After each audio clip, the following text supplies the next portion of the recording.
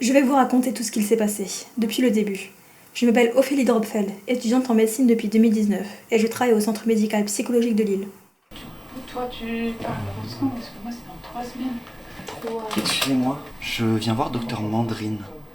Jean-Pierre il est avec un autre patient, là. Je vous connais, vous. Vous êtes monsieur Monet, non? Oui, c'est moi. Je peux m'occuper de lui. J'étais souvent avec docteur Mandrine quand il faisait ses rendez-vous. Je te fais confiance, hein, mais si t'as le moindre problème, tu n'hésites pas à demander de l'aide. Hein. D'accord. Je lis sur votre dossier que vous avez des problèmes d'anxiété. Vous en êtes où dans votre prise de médicaments? Non, c'est pas pour ça que je suis là. Enfin, je crois. Ah, dites-moi. En fait, depuis un bon bout de temps, je sens comme de la pluie qui me tombe sur la tête. De la pluie? Ouais. Ça a commencé très doucement, comme une petite bruine. Et comme il faisait moche, je pensais qu'il y en avait. Ou que c'était mon imagination. Et puis c'est arrivé quand il faisait beau. Du soleil, sans nuages. Et puis la pluie.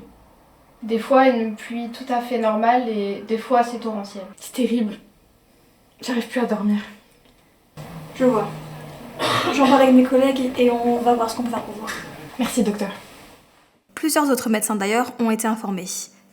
Et l'affaire a pris de l'ampleur avec le nombre de patients.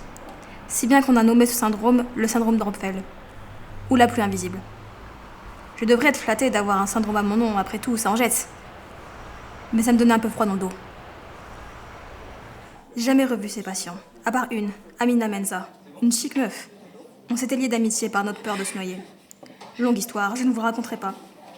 Enfin bref, Amina avait l'un plus invisible, donc j'étais un peu devenue son docteur. En plus, une amie. Via elle, je voyais comment le syndrome évoluait, et comme il évoluait. Tu sens ça? Tu sens la pluie encore? Oui. Mais il y a autre chose. Chose? Non, rien. Ça doit être mon imagination. Qu'est-ce que tu disais sur les bus? Pendant qu'on se voyait de temps en temps, les autres patients et Amina ont eu des tests comme des IRM, des ENMG, et j'en passe. Tout pour découvrir l'origine de la pluie. Je n'étais qu'étudiante, toujours, donc j'avais peu d'infos là-dessus. Mais j'étais quand même renseignée. Pour Amina, et en parlant d'elle, au bout d'un moment, je ne la voyais plus.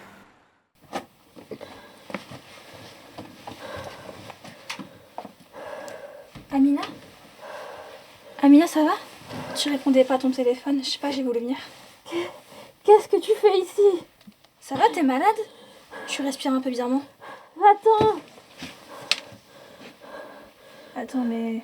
Je t'ai dit va-t'en!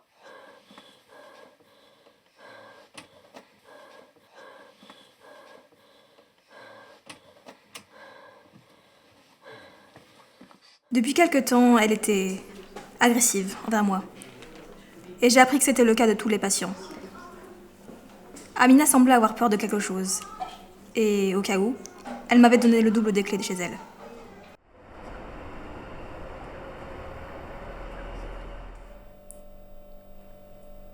Ophélie, on a les résultats pour ton syndrome. Ah, dis-moi.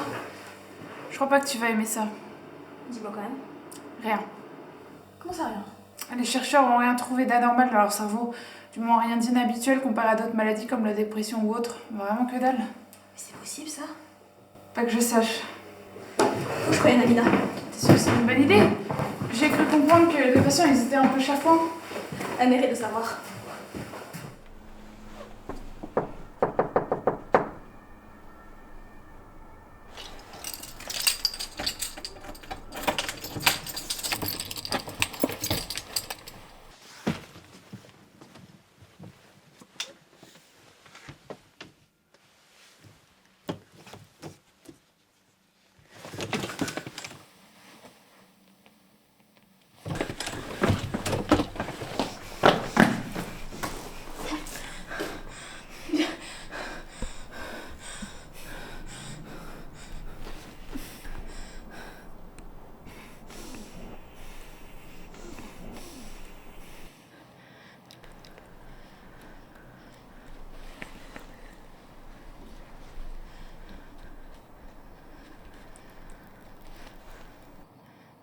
C'est là où j'ai finalement compris la nature de la pluie invisible.